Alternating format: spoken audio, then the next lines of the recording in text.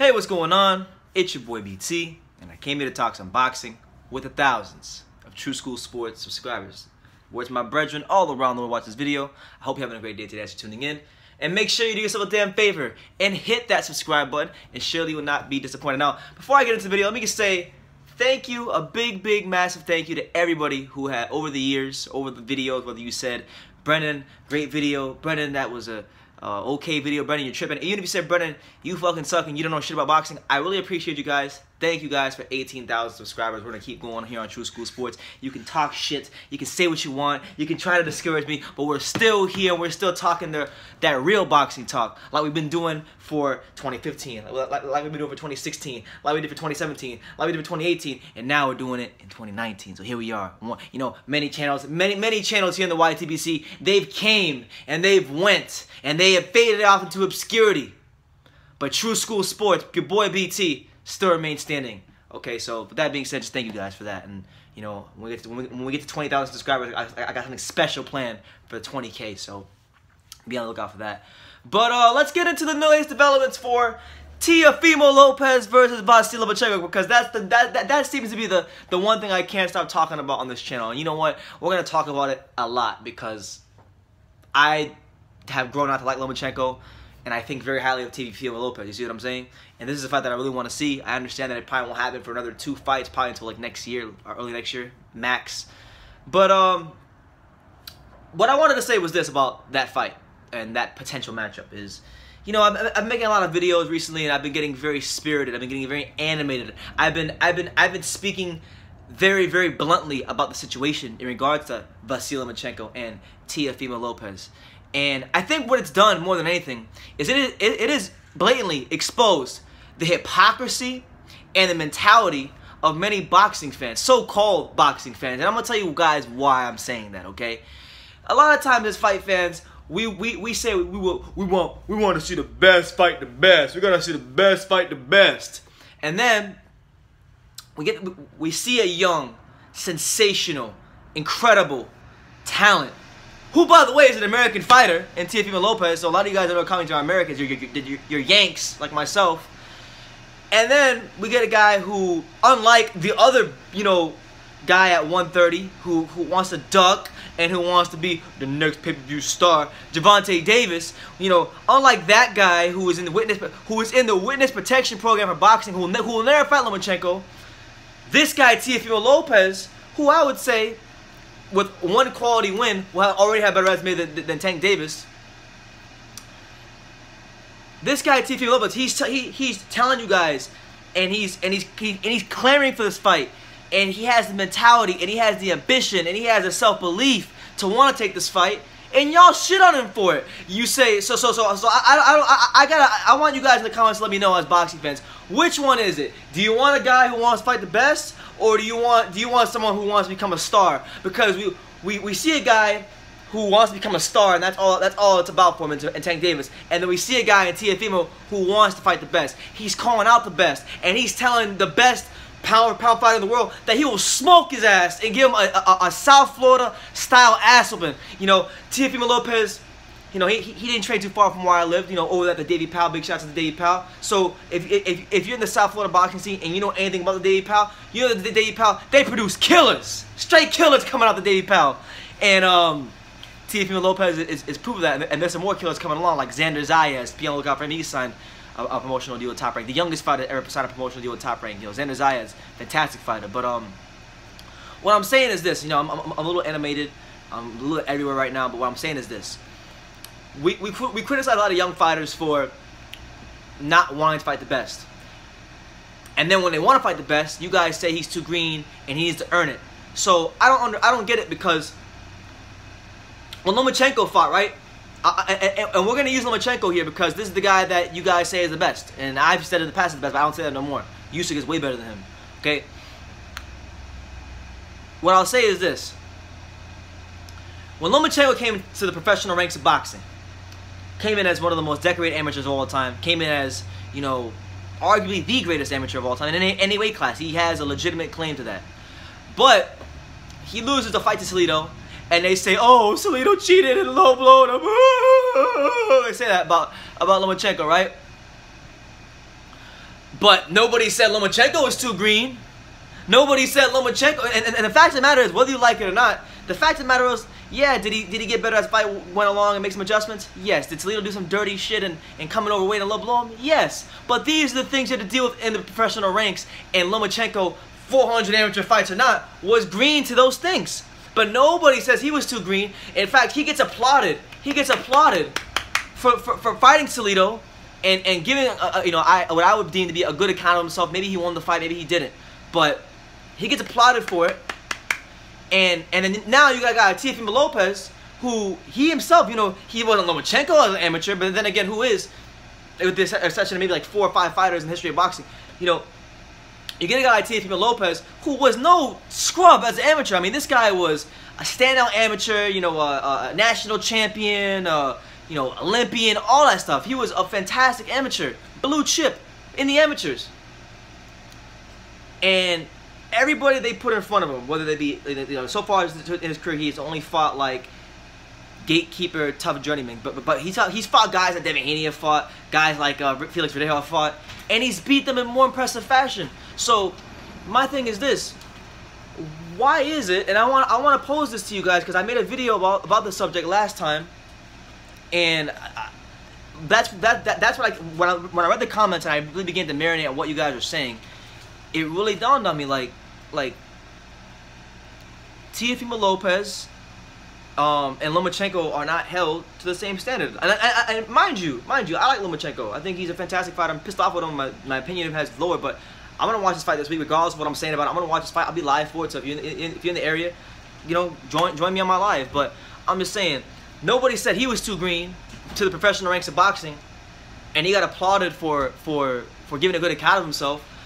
And then now you get a guy with 13 fights who believes in himself, who is, I know I have 4 eyes, my vision isn't great, but I can look at him on TV and I can see that, man, this guy is an extraordinary talent. This guy can be, a world champion and be a dominant one if he puts it all together. And he wants to challenge himself. He wants to fight the best. In fact, in case you don't know, because maybe this fact gets glossed over by, all the hoopla going on right now, but he wanted to fight Jose Pedraza on this card. Top Rank was, if you guys remember, Top Rank was initially targeting Pedraza for this fight on April the 20th, and now, for whatever reason, it's not happening. But he wanted to fight Pedraza, and I believe wholeheartedly that if the Pedraza fight would have been on April 20th, that Pedraza would retire on April the 20th, because that's what Lopez would have did to him. He would have beat him soundly. So, just in the comments, as I'm saying this, I want you guys to tell me, why is it that Lomachenko wasn't green for Toledo in a second professional fight, but then Teofimo Lopez is he's about to be in his 14th professional fight, and he wants to fight Lomachenko, but yet he's too green. I mean, we gotta start holding some of these guys to the same standards here. Like it's getting ridiculous.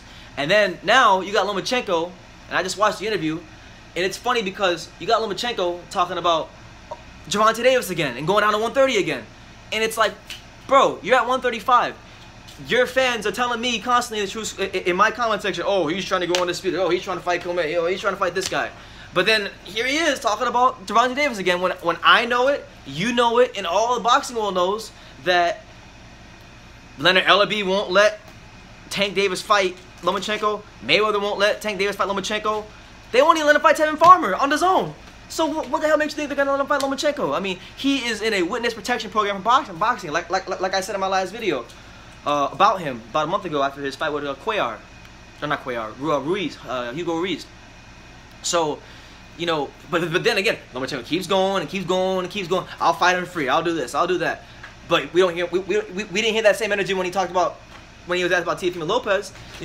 He says, oh, he's got to get a ranking or mandatory position. No, you got to do this. You got to do that. But for Tank Davis, oh, I'll fight him for free. Well, what's the difference? What's the difference between Tank Davis and Teofimo? We got to ask ourselves that question. And I think if we're being honest with ourselves, the clear difference is a couple things. Number one, he knows that that's a fight's not gonna happen. It's not gonna happen until he ages out. That's number one. Number two, he knows, because Lomachenko's not an idiot, he knows that Gervonta Davis cannot fight moving. He can't fight on the move. He can't fight moving. If you watch Tank Davis fight, that's why Mayweather Promotions they're bringing up these guys from the weight class below him, and these guys are stationary targets for Tank Davis to look good and to get knockouts and build into this pay-per-view star. But he's in a struggle with guys who can move, and Lomachenko fits that bill. Lomachenko would beat Tank Davis. It'd be a good fight. I think Tank Davis has the athleticism and the explosiveness to make it an interesting fight, but it's not the kind of hard fight for Lomachenko that Teofimo Lopez would be. It's not. Teofimo Lopez can punch moving. Teofimo is a good counter puncher. Teofimo goes to the body well. Teofimo's I don't want to say he's a complete fighter yet, because he's very much a prospect still, and he's developing. But he's fighting, like I said in that video where I said that Lopez is the man to beat Lomachenko, and I said that he reminds me of Floyd Mayweather in some ways. The young Floyd, the one on my poster right here. He's fighting well beyond his years. He might be 21 or whatever he is, 22, 21, 20, whatever he is, but he's fighting at the level of a 26, 27, 28-year-old. That's where he's at.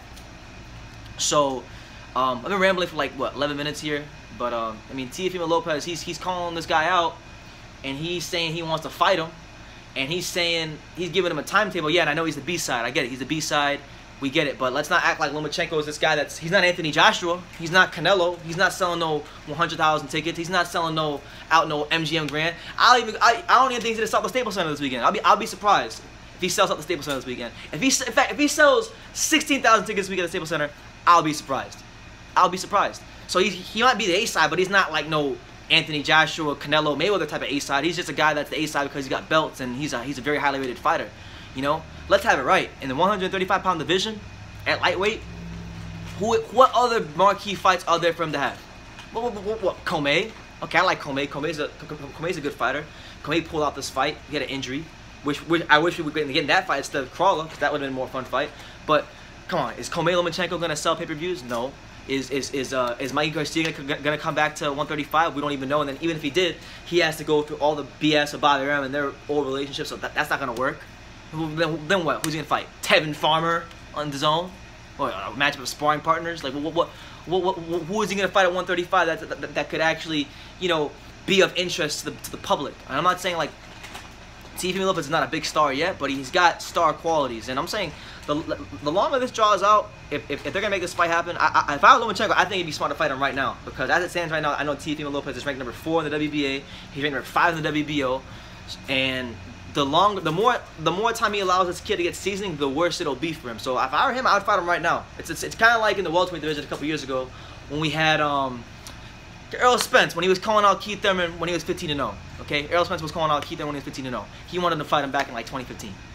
And Keith said, no, you got to do this, you got to do that. Now Errol Spence is a champion, and Keith's had his layoff, and now he's coming back. And I think if Keith were to fight Errol right now, it would be 10,000 times worse for him than it would have been in 2015 if he would have just fought him when he was a little bit more green and didn't have as much seasoning as a fighter. And it's the same thing here. It's the same thing with Lomachenko and Lopez. So, you know, Lopez is giving him that timetable. But yeah, that's the one thing I walked away with from my last couple Lomachenko videos, is that you guys have different standards for Lomachenko, and in some ways I do too, because I class him as one of the most balanced fighters and one of the most well-rounded fighters in the history of boxing. So it's kind of hard to compare him to a regular fighter, because he's such a great talent. But at the same time, it's like he gets credit for things. And one thing that really that I took away from talking to you guys was the Salido thing. Okay, it was a great fight. He fought for a world title or whatever it was in a second professional fight against Salido. But you know, none of you guys said he was too green, when the reality was he was too green. To the professional ranks of boxing, he was green. Now you got Lopez talking about, you know, just calling him out, dogging him out, saying that he's gonna beat him, that he'll stop him. That Lomachenko, you know, he's talking about how Lomachenko has had 400 amateur fights, and how everything adds up, and how he's an old lion and I'm the young lion. He's calling him out, and he wants to fight him. And then Lomachenko responds by saying, I want to fight Tank Davis. He wants to fight the guy in witness protection. But then the guy that's signed to the same promotional company as you, the guy that would be the easiest fight to make with you, you don't want to fight him because he has to become a mandatory. So when I'm gonna say it like this: I'm gonna enjoy the fights this weekend, okay? Because I've shitted enough on this weekend's fight. I wish Anthony Crawler nothing but the best, because from the Crawler side of things, Anthony Crawler is someone that's, you know, gone through a lot in his career, and he's had, you know, to be fair to Anthony Crawler, you know, I'm not really mad at him. I'm mad at the situation. He has won some good fights recently. Like he's coming on a 3-fight winning streak, won a number of eliminators, beat Ricky Burns. So he hasn't beaten like a pack of bums to get to this point. You know, he's earned it. But it is a mismatch, whether you like it or not. It is a mismatch. And but I wish him the best. I'll be rooting for him to upset Lomachenko, because Lomachenko's a chump for Ducky Manny Pacquiao, and now he's talking about fighting Tank Davis, going back down to 130. to avoid Teofimo Lopez because you don't want that smoke. So I wish Anthony Crawford all the best, but I'm gonna enjoy the fight this weekend. When Teofimo Lopez comes and becomes Lomachenko's mandatory, or he gets a belt, I want to come here the first. I'm talking the first interview he ever does, where he talks about Teofimo Lopez after he becomes mandatory or champion. I'm gonna come back on here, and if he doesn't keep that same energy, it will be World War III up in this mofo, straight up. Because come on, man, like we want to see the best fight the best. And I might have a YouTube channel, I might go to these gyms, and I might do all these things and whatnot. But I'm a boxing fan. I'm a fight fan, and as a fight fan, I want to see the sport grow. I want to see the sport have great fights, respectable fights. I want to see the best fight the best. And as it stands at lightweight right now, there really are only a handful of great fights to be made. You know, I think like Teofimo Lopez versus Lomachenko is a great fight. Teofimo Lopez against Richard Comey, I think it'd be a good fight. I think for those of you guys out there who aren't sold on Teofimo like I am, that'd be a fight where I think he'd be able to prove himself. Or maybe Devin Haney versus Teofimo in an unbeaten matchup at prospect. You know, I don't think it's gonna happen. I'm saying that's a good fight. Teofimo versus Tevin Farmer would be good. Put Tevin Farmer out of his misery and smoke him. You know, straight up. Who else is there? I mean, there's a lot of good fights at lightweight, but to me, as far as style-wise, as far as just because I know they don't like each other. I know Lomachenko don't like Lopez. He thinks he's cocky and he's all talk. Teofimo don't like Lomachenko because he feels he gets credit he doesn't deserve. So when you get fights like that where guys genuinely do not like each other, it makes for great nights of boxing. And you know, I think it'd be. I really think that fight, if it were to happen, it'd be history of this guy right here when he fought. It'd be repeating itself. It'd be when this guy fought Gennaro Hernandez and he iced Gennaro Hernandez and won a title like his 17th fight or whatever it was. It's gonna be a history, a repeat of that. So that's what it is. This will probably be, until my live fight reaction, this will probably be one of the last videos I make about this subject because I'm talking about it a lot. But you know, you don't rule anything out. But I'm gonna try to make my last video on that because there's a lot of talk about unboxing. But yeah, just let me know what you think. Like, what is it? Was Lomachenko too green when he fought Toledo?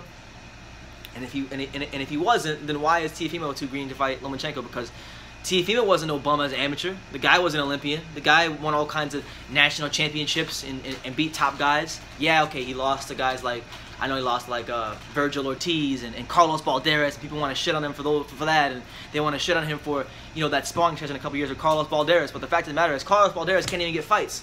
Al Heyman's freezing his career out. So, you know, let's see what happens to Carlos Balderas in his career. Hopefully he gets some fights and Al Heyman can keep him active. You know, I have my doubts about it, but we'll see.